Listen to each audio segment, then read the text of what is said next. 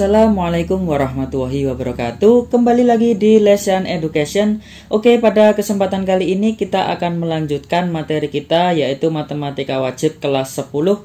Kemarin sudah kita belajar tentang sudut dan sekarang kita akan masuk ke pembahasan selanjutnya, yaitu tentang kuadran dan juga perbandingan trigonometris segitiga siku-siku. Oke, sebelum kita lanjutkan ke materinya, bagi teman-teman yang baru bergabung di channel ini, jangan lupa untuk klik tombol subscribe dan jangan lupa untuk aktifkan notifikasi loncengnya supaya tidak ketinggalan video bermanfaat yang lainnya. Oke, sekarang kita masuk ke pembahasannya. Kita yang pertama akan membahas tentang kuadran dulu. Jadi di sini judulnya adalah sudut dan kuadran ya. Jadi kalau sudut sudah kita bahas kemarin, sekarang adalah kuadran. Apa itu kuadran? Itu akan kita bahas di sini.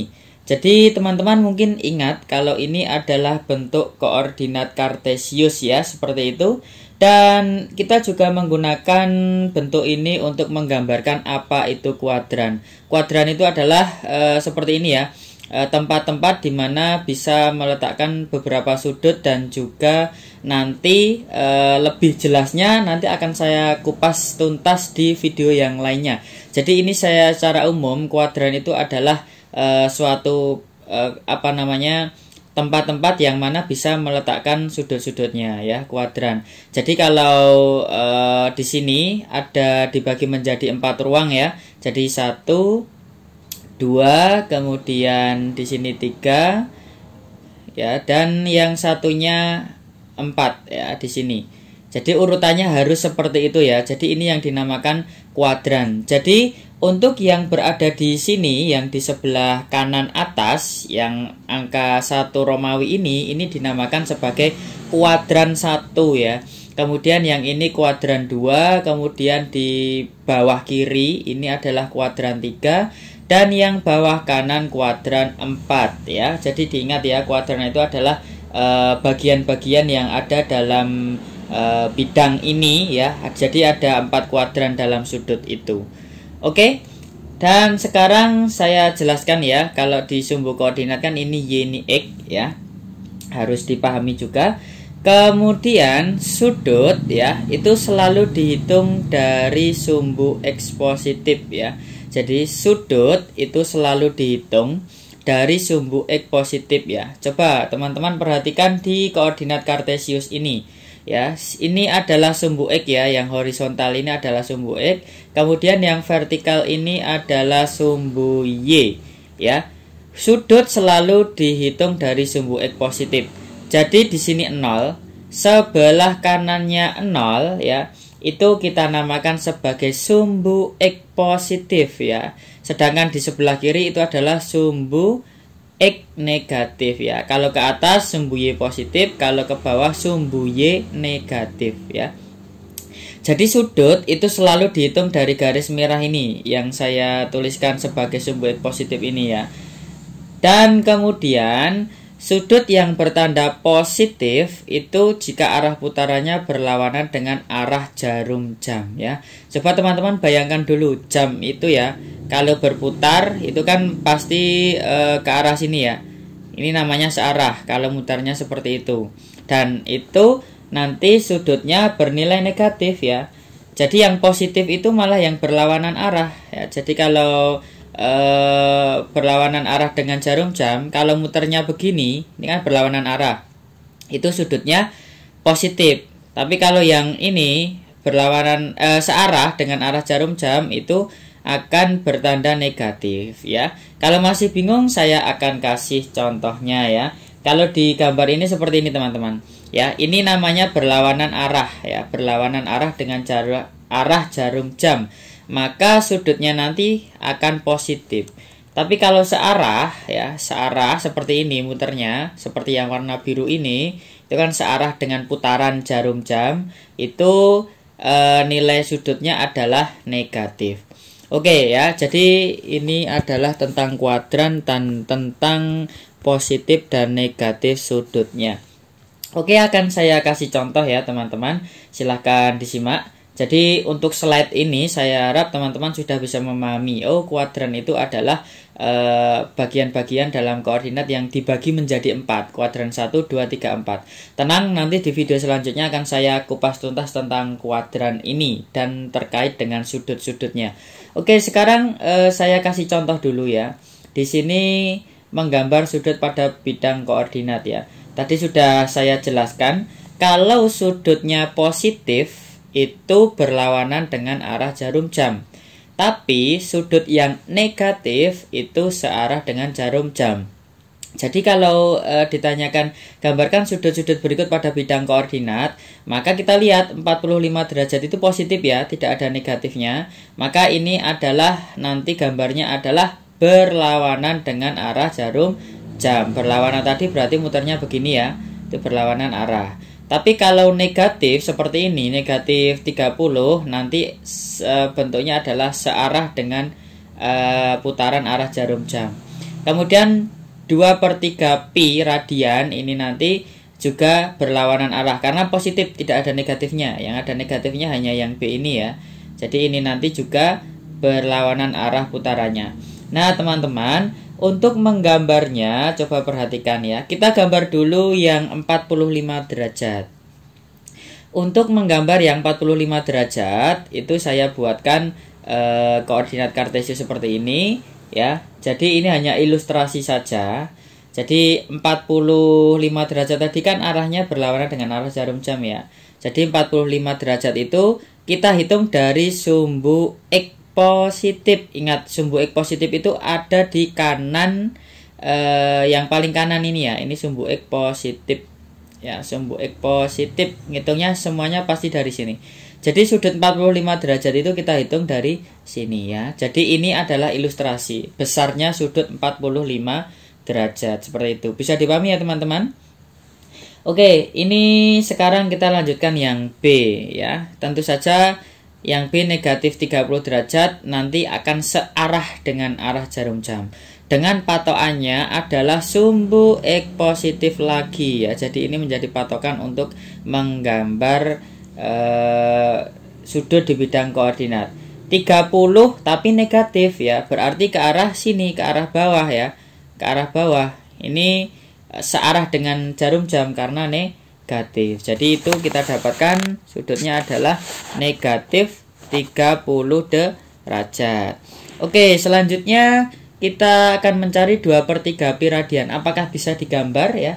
Tentu saja bisa. Kemarin di video yang pertama teman-teman sudah belajar bagaimana cara mengubah bentuk satuan radian ke derajat dan sebaliknya ya.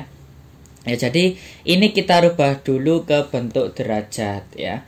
Jadi 2/3 pi itu bisa ditulis 2pi/3 ya. Boleh ditulis 2pi/3. Kemudian untuk mengubah ke derajat kita kalikan dengan 180 derajat dibagi dengan pi. Ya, sehingga kita bisa mencoret pi-nya ya. Kemudian kita kalikan 2 kali 180 itu 360 ya.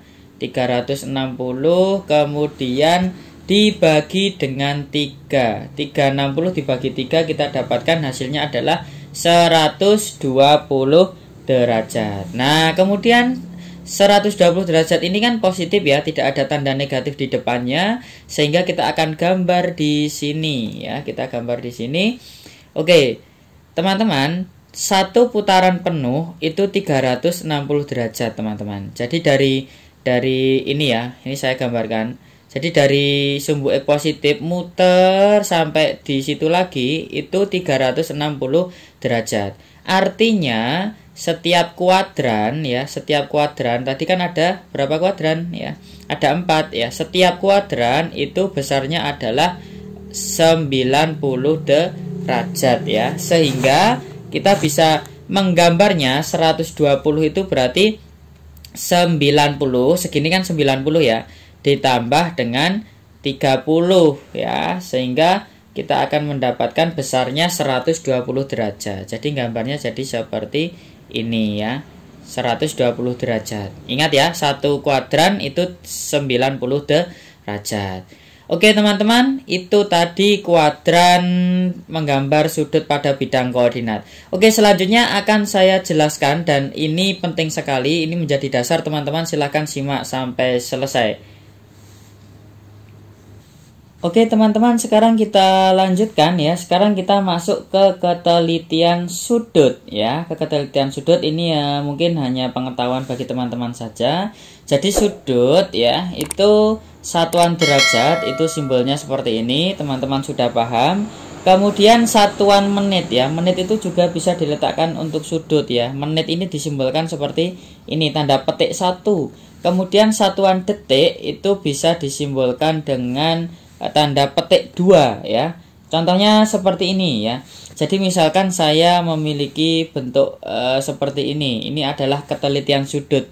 Jadi lebihnya berapa seperti itu ya. Itu bisa digunakan simbol-simbol seperti ini.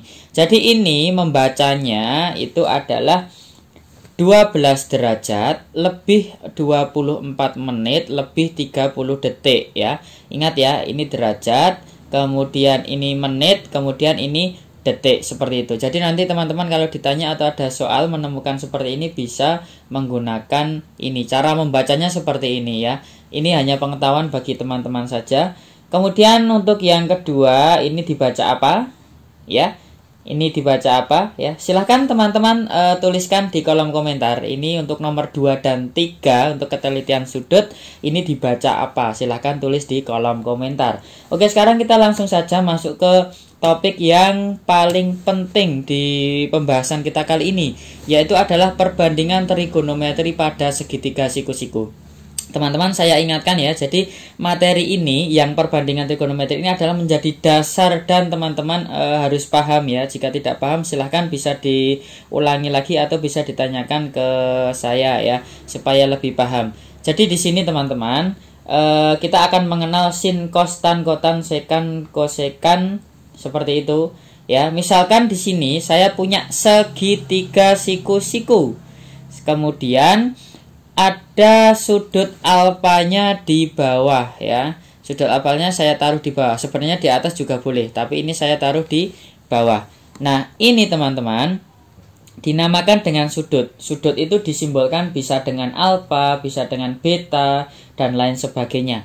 Nah, kemudian dalam mencari perbandingan trigonometri untuk menentukan sin, cos, tan, dan lainnya, itu saya gunakan kata-kata seperti ini. Kalau sudutnya di sini, maka sisi yang berada di depan sudut itu namanya adalah sisi depan sudut ya. Jadi kalau sudutnya itu ada di atas, maka sisi depan sudutnya di mana? Di bawah sini. Jadi yang berada di hadapan sudutnya, di depan sudutnya itu namanya sisi depan sudut. Oke, paham ya? Kemudian sisi yang berada di samping ya, di samping sudut itu namanya adalah sisi samping sudut. Ingat, sisi yang berada di hadapan sudut itu sisi depan sudut, yang berada di samping sudut saya namakan sebagai sisi samping sudut. Itu harus diingat. Kemudian tentu saja karena segitiga siku-siku maka memiliki yang namanya sisi miring ya. Ini dasarnya. Tapi kalau sudutnya itu di atas, teman-teman ya. Ini kan sudutnya di bawah ya, alfanya di sini. Kalau alfanya saya taruh di atas, maka yang di depan ini sebagai sisi depan sudut, yang ini sebagai sisi samping, dan ini tetap sisi miring. Paham ya? Jadi kita pakai yang ini, alfanya di sini, maka ini sisi depan sudut, ini sisi samping sudut. Oke, bisa dipahami? Oke, sekarang kita akan belajar apa itu sinus ya. Jadi sinus itu biasa disingkat dengan sin. Itu adalah perbandingan antara sisi di depan sudut dibagi dengan sisi miring ya. Sehingga kita akan mendapatkan singkatannya ya. Singkatannya ini untuk menghafal saja. Sin itu adalah depan dibagi miring. Jadi demi. Sin itu demi. Ya, ini saya tuliskan supaya teman-teman mudah menghafal. Kemudian kosinus. Kosinus itu bisa disingkat dengan cos. Dan cos itu adalah perbandingan antara sisi samping sudut dibagi dengan sisi miring. Atau bisa disingkat dengan sami ya. Jadi cara menghafalnya sin demi kos sami ya, seperti itu. Oke, selanjutnya tangen atau tan ya, bisa dibaca tan, itu adalah perbandingan antara sisi depan sudut dibagi dengan sisi samping sudut, atau bisa disingkat dengan desa. Desa ya. Jadi demi sami desa. Sin kostan demi sami desa. Itu cara untuk menghafalnya. Oke teman-teman, masih ada 3. Jadi di sini saya kasih tanda panah. Artinya ini adalah lawannya, perbandingannya. Jadi kalau tangen itu lawannya adalah kotangen, atau bisa diartikan sebagai kotan. Kotan itu kebalikan dari tan teman-teman. Jadi bisa ditulis sisi samping dibagi sisi depan, atau kalau disingkat adalah sade. Ya, sade ya. Kalau tadi desa, sekarang sade. Jadi tan itu kebalikan dari kotan.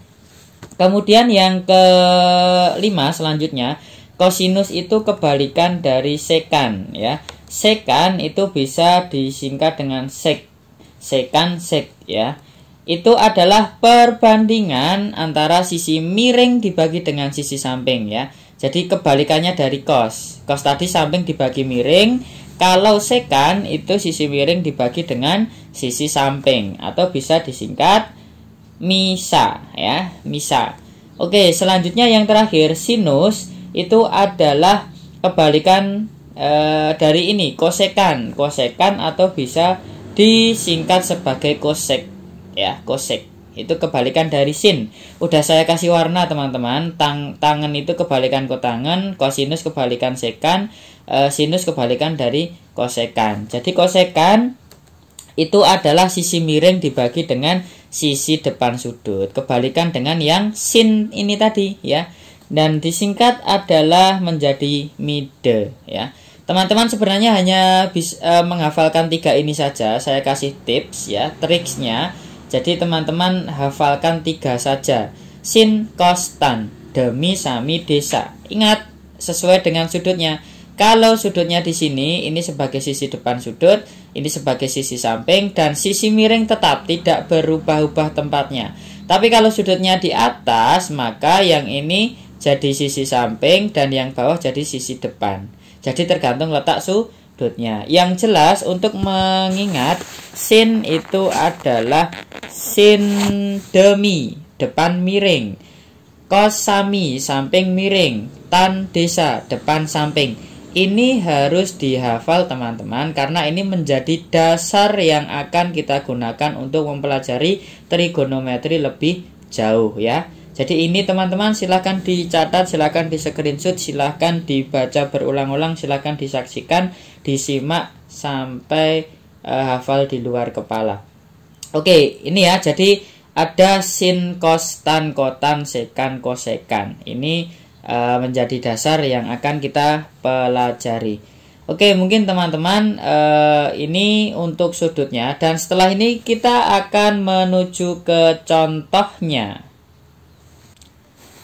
Oke, kita akan menuju ke contohnya teman-teman. Jadi contohnya itu seperti ini ya. Misalnya saya memiliki segitiga siku-siku ya. Ini arahnya berbeda ya. Kalau tadi siku-sikunya ada di sebelah kanan, sekarang ada di sebelah kiri. Tidak masalah. Yang penting kalau paham konsepnya pasti bisa mengerjakan. Jadi saya misalnya punya segitiga siku-siku. Kemudian kedua sudutnya saya segitiga ABC, siku-sikunya di titik A. Kemudian di titik B itu saya tulis sudutnya sebagai alfa. Kemudian di titik C itu sudutnya adalah beta ya.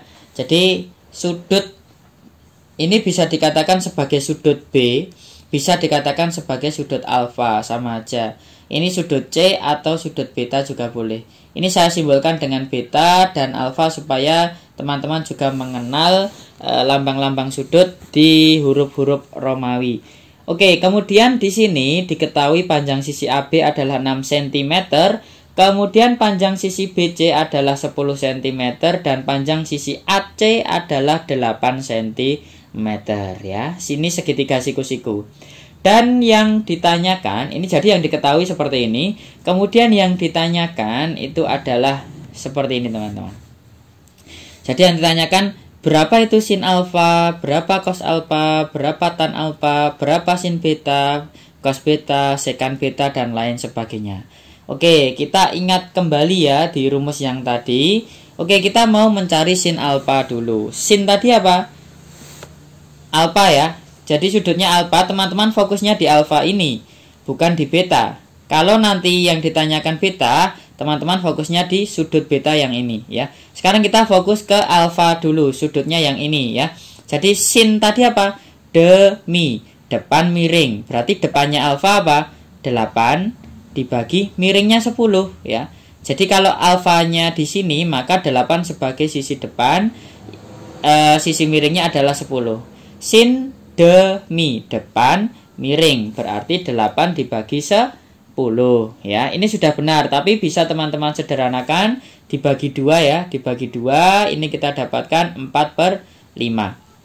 Oke, kemudian cos tadi apa? Sami, samping miring ya, berarti 6 dibagi dengan 10, atau bisa disederhanakan menjadi 3/5. Oke, kemudian tan ya. Sekarang tan itu tadi apa?